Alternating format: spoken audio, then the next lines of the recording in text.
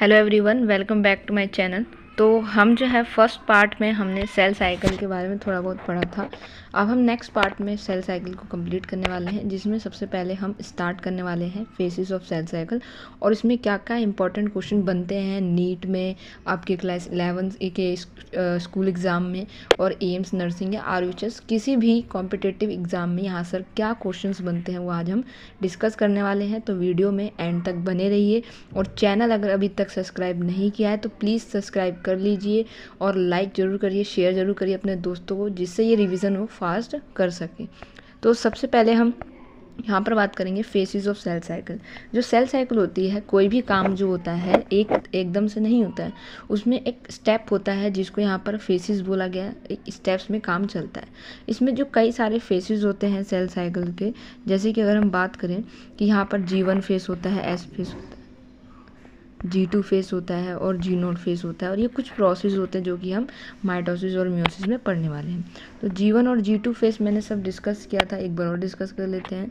अगर हम बात करते हैं, a typical eukaryotic cell is illustrated by human cells. This cells divide once approximately 24 hours. जो ह्यूमन सेल्स जो होती है उनमें जो सेल साइकिल चलती है वो 24 घंटे चलती है, लेकिन जो ईस्ट होती है उसमें जो सेल साइकिल होती है वो सिर्फ 90 मिनट चलती है। ठीक है। अब cell cycle divided into 2 basic phase. 2 basic phase में डिवाइड होती है। सबसे पहला होता है इंटरफेस और दूसरा होता है एम फेस। 2 फेसेस में डिवाइड होती है।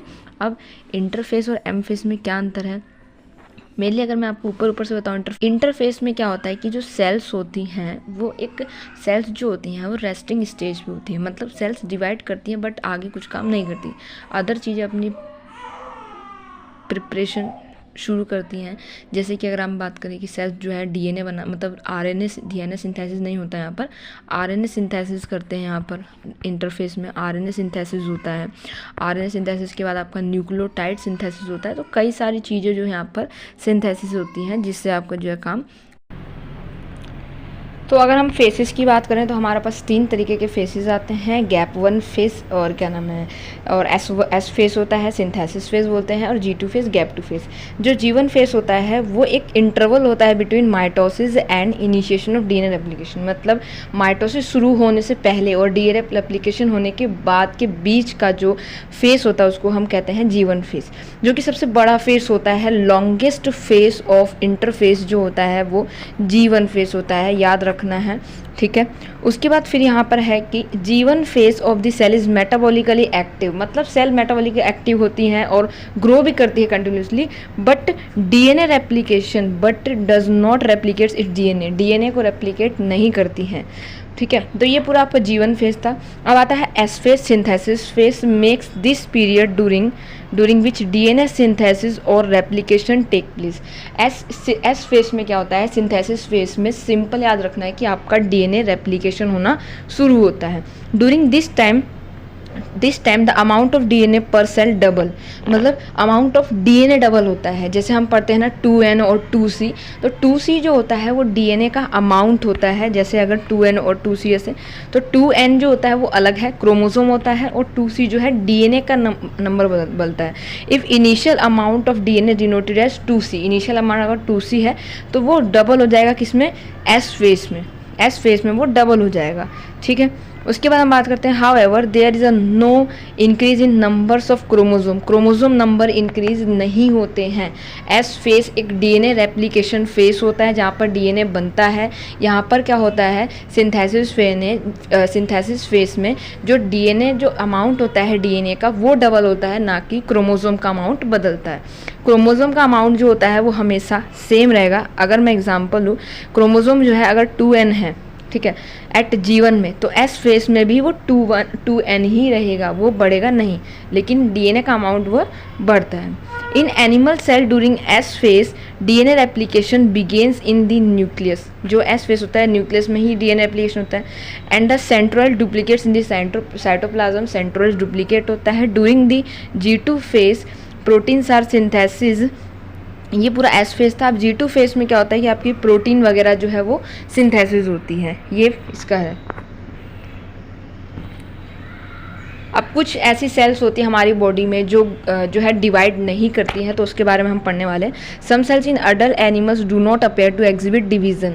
कुछ सेल्स डिवाइड नहीं करती है, जैसे कि हार्ट की सेल्स जो होती हैं वो डिवाइड नहीं करती हैं। And many other cells divide only occasionally as needed to replicate cells that have been lost because of injury और सेल डेथ। तो वो सेल्स जो है डिवाइड नहीं करती इतनी जल्दी, अगर कोई इंजरी वगैरह हो गई, कुछ दिक्कत हो गई, तब वो सेल्स अपना काम शुरू करती हैं, वैसे ये सेल्स डिवाइड नहीं करती हैं, ठीक है। और इस फेज को हम क्या कहते हैं, जी नॉट फेज कहते हैं, क्वेश्चन स्टेज कहते हैं, जहाँ पर सेल्स एक्टिव तो रहती है मेटाबॉलिकली लेकिन वो डिवाइड नहीं करती हैं, ठीक है। अब एम फेज में हमने पढ़ लिया था। एम फेस में अब हम स्टार्ट करने वाले हैं। जो एम फेस होता है, यहाँ से एक क्वेश्चन बनता है इंपॉर्टेंट कि this is the most dramatic period of this cell cycle. जो एम फेस होता है बहुत ही ज़्यादा ड्रामेटिक पीरियड होता है, मतलब इतना ज़्यादा ऐसा फेस होता है जिसमें बहुत सारी चीज़ें आपकी अकर होती है, बहुत ज़्यादा लंबा प्रोसेस होता है, मेनली बहुत सारी चीज़ें होती हैं। तो सबसे पहले हम माइटोसिस की बात करेंगे, देन हम उसके 4 टाइप्स पढ़ेंगे। सबसे पहले माइटोसिस की अगर हम बात करें तो माइटोसिस एक ऐसा फेस होता है, माइटोसिस एक ऐसा प्रोसेस है, सॉरी फेस नहीं है, माइटोसिस एक ऐसा प्रोसेस है जिसमें क्या होती है कि एक सिंगल सेल जो है वो डुप्लीकेट होती है और 2 सेल्स बनती हैं। एक सिंगल डॉटर सेल जो है, एक सिंगल डॉटर सेल डिवाइड होकर 2 डॉटर सेल्स में कन्वर्ट होती है, उसको हम माइटोसिस कहते हैं। माइटोसिस को एक इक्वेशनल डिवीज़न प्रोसेस भी कहा जाता है। मतलब यहाँ पर जो सेल्स होते हैं, मतलब इक्वेशनल क्यों कहा जाता है, क्योंकि यहाँ पर नंबर्स ऑफ क्रोमोसोम सेम रहते हैं, उनमें कोई चेंज नहीं आता, इसलिए इसको इक्वेशन कहते हैं। अब माइटोसिस में 4 फेसेस हैं जो कि आपको याद रखने हैं। चारों फेसेस के क्या क्या काम है वो याद रखना है, क्योंकि यहाँ से क्वेश्चन चाहे आपके किसी भी एग्ज़ाम में ले लो, चाहे आपके स्कूल में ले लो, वहाँ से क्वेश्चन ज़रूर बनता है। सबसे पहला जो है आपके प्रोफेस है, मेटाफेस है, एनाफेस है और टीलोफेस है। तो ये आपके 4 स्टेज है किसके, माइटोसिस के। तो माइटोसिस आसान होता है, मियोसिस में थोड़े ज़्यादा स्टेप्स बढ़ जाते हैं बट उतना ज़्यादा टफ नहीं होता है। तो प्रोफेस की अगर हम बात करें, prophase which is first stage of mitosis, जो पहला स्टेज होता है माइटोसिस का, follow the S and G2 phase of interphase, जो कि G2 और S फेस से होकर गुजरता है। In the S and G2 phase the new DNA molecules formed are not distinct but intertwined. मतलब जो S और G2 फेस होता है उसमें न्यू DNA मॉलिक्यूल्स तो बनते हैं लेकिन हम उसको इंटरवाइंड नहीं करते, मतलब उसको हमने अभी तक पैक नहीं किया है। Prophase is marked by initiation of condensation of chromosomal material. हमने बोला था कि हमारा जो S फेज था उसमें DNA का रेप्लिकेशन हुआ, DNA डिवाइड हुआ, लेकिन DNA को वाइंड नहीं किया, मतलब कि DNA को मतलब ऐसे खुला छोड़ रखा है, अलग अलग ऐसे फैल रखा है।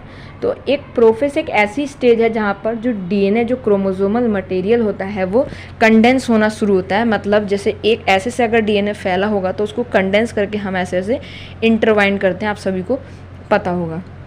तो पहला आपको पॉइंट ये वाला याद रखना है कि prophase is initiation of condensation of chromosomal material, यहाँ पर शुरू होता है। Chromosomal material becomes untangled during the process of chromatin condense. मतलब क्रोमोसोमल मटेरियल जो होता है वो अनटैगल हो जाता है, मतलब लूज हो जाता है बिल्कुल, ठीक है। उसके बाद the centriole which had undergone duplication during S phase of interphase now begins to move towards opposite poles. तो जो सेंट्रोइल्स होती हैं, जो एस फेस में क्या हुआ था, उनका डुप्लीकेशन हुआ था, अब वो क्या कर रही हैं, अपोजिट पोल्स, मान लो ये सेल्स हैं, तो जो सेंट्रोइल्स यहाँ पर डिवाइड हुई थी अब वो अपोजिट पोल्स मतलब इस तरफ जाना ये शुरू कर रही हैं, ठीक है। उसके बाद द कॉम्प्लिकेशन ऑफ प्रोफेस दस कैन बी मार्क्ड बाय, अब यहाँ पर कुछ इवेंट्स लिखे गए हैं, इन इवेंट्स को आपको देखना है, मैं बताती हूँ क्या क्या है। Chromosomal material condense to form compact mitotic chromosome. यहाँ पर क्या हुआ, क्रोमोसोमल मटेरियल कॉम्पैक्ट हो गया, मतलब टाइटली पैक्ड हो गया। Chromosome are seen to be composed of 2 chromatids attach together at the centromere. तो आपको सेंट्रोमियर पता होगा, कुछ इस तरीके से ये सेंट्रोमियर होता है, कुछ इस तरीके से जो है क्रोमोसोम आपका अटैच होता है, ठीक है। तो ये मतलब ऐसे इस तरीके से फैले हुए होते हैं, तो ये क्या करता है, इसी को ऐसे अटैच करना शुरू करते हैं, ठीक है। Initiation the assembly of mitotic spindle. अब ये माइटोटिक स्पाइंडल के आगे हम एक डायग्राम दिखेंगे, उसमें सब चीज़ अच्छे से बता रखी है। जैसे क्रोमोसोम होता है तो एक स्पाइंडल फाइबर्स बनते हैं, यहाँ सेंट्रोल्स बन जाते हैं, ये सेंट्रोल्स अपोजिट पोल्स में पहुँच के एक स्पाइंडल फाइबर से एक रेज निकालते हैं, ठीक है, एक रेज से निकालते हैं, उसको बोलते हैं स्पाइंडल फाइबर्स। उसके बाद है the microtubules the proteinaceous compact of cell cytosol help in the process. तो जितने भी प्रोटीन वगैरह है वो सब साइटो ये सब हेल्प करते हैं।